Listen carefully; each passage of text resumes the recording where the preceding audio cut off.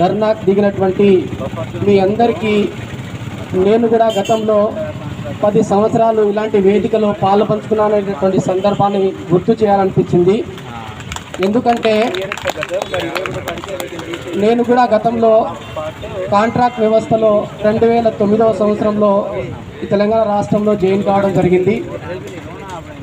Contract వ్యవస్థ అనేది వెట్టి చాకిరికి మారు పేరు అని చెప్పి మనందరికీ తెలుసు. ఎందుకంటే మనతో పాటే సహచర ఉద్యోగి అన్ని రకాల బెనిఫిట్స్ని తీసుకుంటూ వారితో పాటు నిత్యం పనిచేసేటటువంటి మనకు వాళ్ళకు నక్కకు నాగలోకానికి తేడా ఉన్నటువంటి ఆర్థిక వ్యత్యాసాలు ఉండడం అనేది గమనించిన. సో దానిలో భాగంగానే ఉద్యమ స్ఫూర్తి ద్వారానే మన హక్కులు సాధించబడతాయని చెప్పేసి గమనించి దశల వారీగా ఉద్యమాలను నిర్మించడం జరిగింది. మొట్టమొదటగా 2011వ సంవత్సరంలో పాలిటెక్నిక్ కాంట్రాక్ట్ లెక్చరర్ ఉద్యోగుల సంఘం ఏర్పాటు చేసి ఉమ్మడి జిల్లాల వారీగా వివిధ రూపాలలో నిరసన కార్యక్రమాన్ని తెలియజేయడం జరిగింది. రిలే దీక్షలను చేయడం జరిగింది. కొన్ని రోజులు ఆమరణ దీక్ష కూడా చేస్తే బాగుంటనేటటువంటి సందర్భాన్ని కూడా పూనుకోవడం జరిగింది.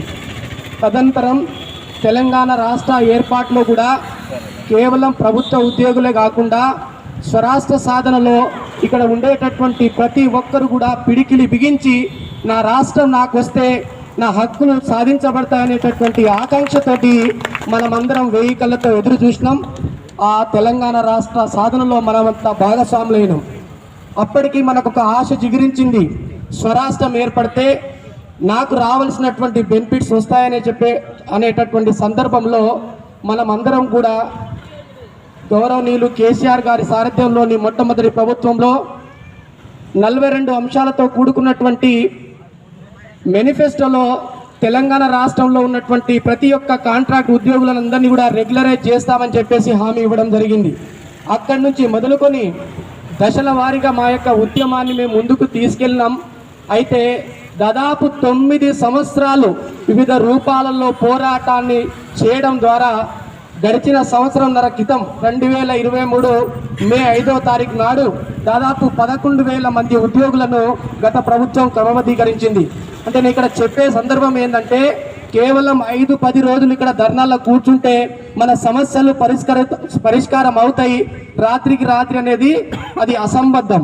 కాబట్టి మీ అందరూ కూడా మొక్కవోని ధైర్యంతో ఏ లక్ష్యం కోసమైతే మీకు రావాల్సినటువంటి సమాన పనికి సమాన వేతనం లేదా పే స్కేలు లేదా మెడికల్కి సంబంధించినటువంటి లేదా మెటర్నిటీ లీవ్కి సంబంధించినటువంటి సో ప్రభుత్వ ఉద్యోగికి రావాల్సినటువంటి ప్రతి బెనిఫిట్స్ని కూడా మీకు దక్కే విధంగా మీ యొక్క పోరాటాన్ని ముందుకు సాగించాలని చెప్పేసి నేను మీ అందరినీ కోరుకుంటున్నా.